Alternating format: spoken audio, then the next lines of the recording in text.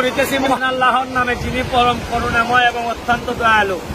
এত আশার মাঝেও আমার কাছে মনে হয়েছে যে আবার অনেক মনে পিছাই গেলাম আমরা।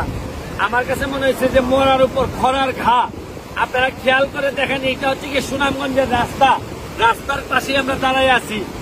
তাও ত্রাণ নিয়ে আসছিলাম, আইসা দেখি পুরা রাস্তা বন্ধ হয়ে গেছে। এখন আল্লাহ মাহবুব জানে যে খাবার যদি পৌঁছাইতে না পারি সুনামগঞ্জে, এখন রাস্তাতে যাওয়ারও কোনো উপায় নাই। এটা যাওয়া বলে জায়গাটার নাম গোবিন্দগঞ্জ এবং ছাতকের মধ্যখানে একটা জায়গা। এখন আমরা এখানে এসে পুরা ত্রাণ নিয়ে আটকাই আছি এবং আমাদের ত্রাণ আটকাইছে, অসুবিধা নাই, কিন্তু খাদ্য সামগ্রী যাওয়ার কোনো ব্যবস্থা নাই। একটা ট্রাক এইদিকে পড়ছে, আরেকটা ট্রাক এখানে পড়ার মতো অবস্থায় আছে, এরা আটকায় রাখছে। আপনারা এখন আমি চিন্তা করতেছি যে সরকারের সেরকম সহযোগিতা না হইলে এই রাস্তায় ক্লিয়ার করা যাবে না। পানির আওয়াজ যদি শুনেন মনে হয় সমুদ্রের মতো। দেখেন রাস্তার এখানে আর কিন্তু কি কিন্তু নাই। এই যে লোকজন যাচ্ছে দেখেন, এখন মেইন রোড রেখে আপনার এখন এই হাওর হয়ে গেছে, হচ্ছে কি নৌকায় হয়ে গেছে প্রধান বাহন। ভাই একটু দিকে আসেন, একটু আপনি উড়ায় আস্তে আসেন, আস্তে আস্তে আসেন। আপনি কি গাড়ির সাথে? গাড়ির ড্রাইভার। এটা কি আগে পড়ছিল না পরে? এদিকে তাকাই বলেন। এই গাড়ি পড়ছিল আগে। এই গাড়ি আপনার ওই যে রাস্তার এই সময় পানি কম ছিল, হ্যাঁ, বামে রাস্তাটা ভাঙ্গা ছিল, চুলে বলেন একটু। রাস্তা ভাঙ্গা ছিল বামে, পরে ডাইনে সাইড ছিল, নিচ দিয়ে মাটি ভাঙ্গা গেছে, রাস্তার নিচ দেখে ড্রাইভার দেখে না গাড়ি আপনার যাওয়ার কথা, পরে ডাইনে ভাঙ্গা পড়ছে। এটা তো আগে, এখন আপনারা যাইতে গিয়ে আবার ভাঙছে।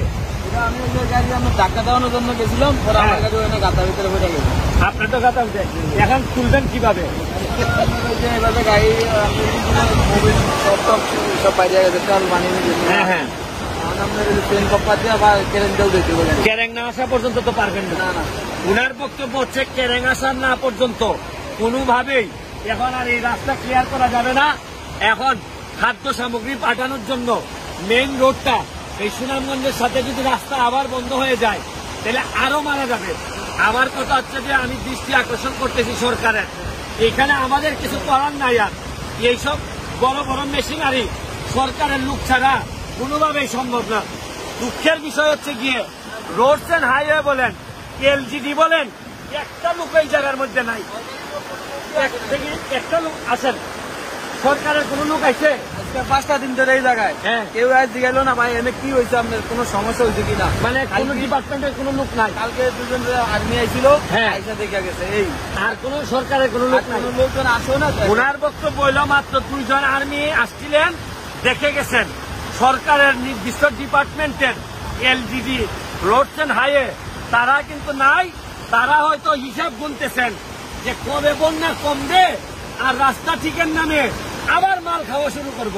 এইসব কইলেন, মাল খান, কিন্তু এখন মানুষকে বাঁচানোর রাজনীতি পরে করেন, আগে মানুষ বাঁচান। আমি আপনাদেরকে বলবো, যারাই আমার ভিডিওটা দেখতেছেন, ঊর্ধ্বতন কর্মকর্তা যারা আছেন, তারা বুঝার চেষ্টা করেন এইখান থেকে একটু করে এই ট্রাকটারও বাঁচানো যাবে না। আরে এইটা তো একটা দেশ, তো এটা এইখানে আপনাদের জবাবদিহিত থাকা উচিত। এইভাবে চলে না, কিন্তু আপনারা জরুরি ভিত্তিতে ব্যবস্থা নেন। এই বলে বিদায় নিচ্ছি আজকের এই যাওয়া বাজার, এই জায়গা থেকে যাওয়া। ভালো থাকেন, সুস্থ থাকেন।